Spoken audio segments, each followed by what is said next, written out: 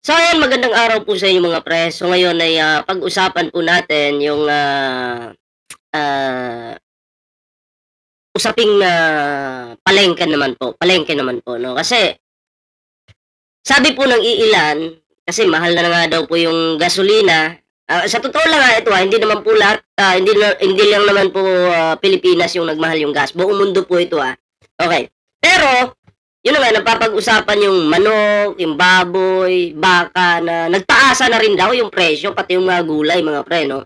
Oo, yan po yung, kanilang, pinapakalat ng mga DDS mga pre. Pero mga pre, sa totoo lang, normal po sa, baboy or manok yung, tumaas or bumaba yung presyo, 'di ba? Kasi kung mamamalengke po tayo ngayon, kung ikukumpara natin yung pamamalengke natin ngayon sa panahon na wala pang giyera sa Middle East mga pre, halos pare-pareho lang po yung presyo, 'di ba? Alam niyo 'yan kasi namamalengke din naman kayo. Oo, kung may tumaas man, kaunti, kung may bumaba man, kaunti, gano'n po yung presyo. Hindi po 'yan na pare-pareho mga pre. Ngayon, panoorin po natin ang bidyong ito mga pre 'no. Panoorin po natin ito. Ayan, nasa hindi pa po pala nakakapag-like, share, subscribe, mag-like, share, subscribe na po kayo diyan. So, panoorin po natin ito mga pre. Pero sa inyong pagbebenta po ngayon pong medyo nagtaas na yung ating gas. Kumusta po ang inyong ibinebenta nitong karne? Okay naman po. Ano po ang nagtaas? Baboy. Baboy? Magkano po ang itinaas ng baboy? Mga 10 piso. 10 piso. Oh. So yung anong pinakamura mo ditong parte ng baboy na pwedeng mabili ng ating mga budgetarian? Medyo mura to. Ano po yan? Regular. Regular na ribs. Magkano yan? Sa 300. Sa 300. Itong pata, magkano yung pata mo? 280. Ay, mura yung mga pata pala. Oh, walang pinagkaiba po sa presyo noon at presyo ngayon. 'Di ba?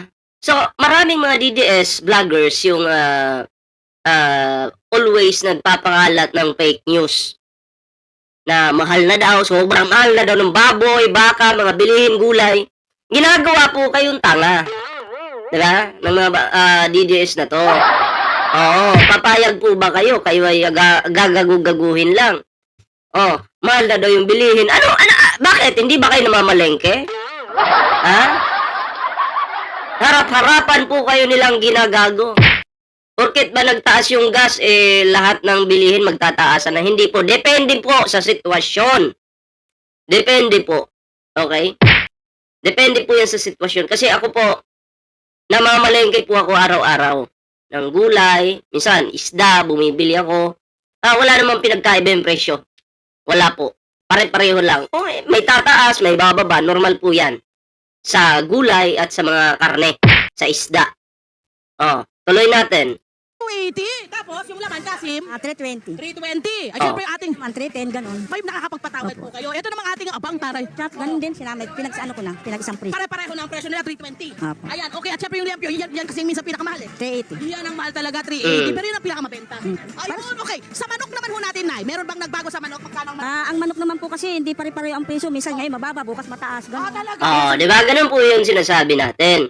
Minsan bababa, minsan tataas. Kaya, wag po kayong maniniwala sa mga DDS vloggers na binibrainwash na po kayo. Nasasabing, mahal na daw po yung bilihin. Di ba? Si PBBM po ginagawa yung lahat para sa mga Pilipino. At ang mga DDS vloggers at mga Duterte ginagawa po yung lahat para utuin po kayo. At para sirain po yung PBBM administration. Nakakahiya po ang mga DDS.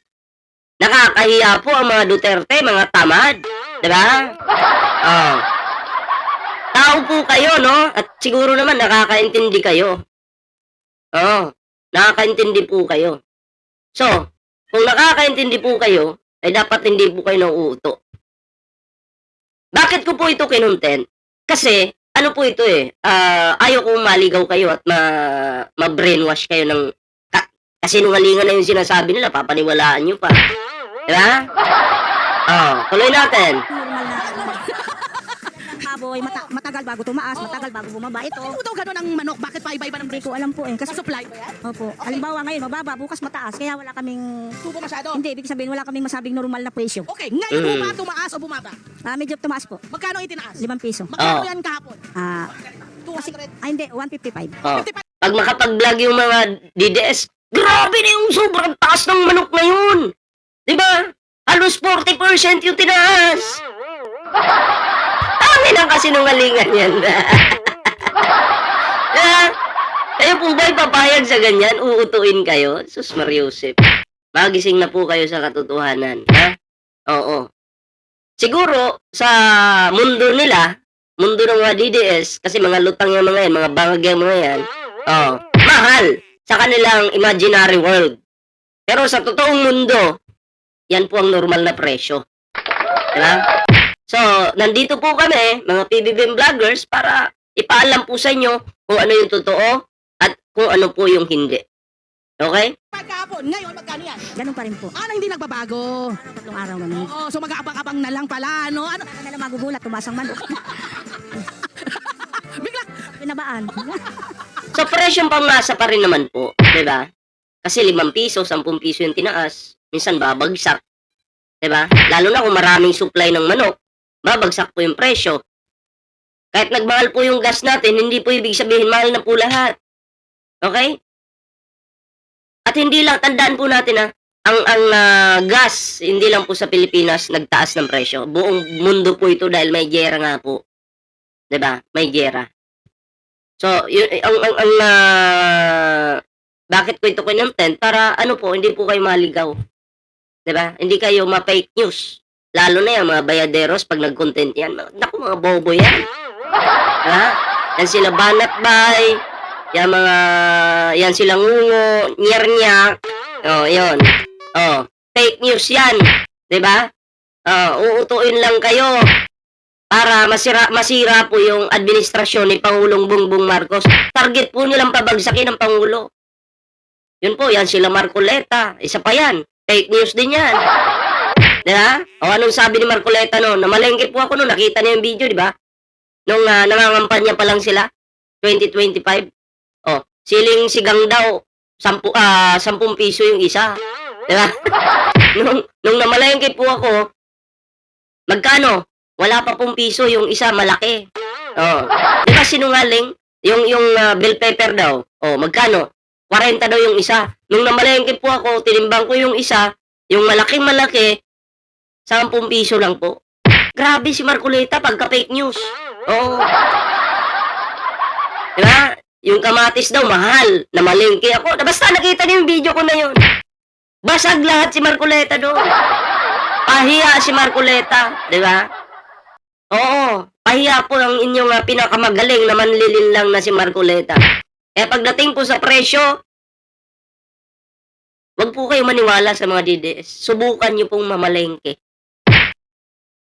Diba? Mamalengke kayo. Andun yung katotohanan sa palengke.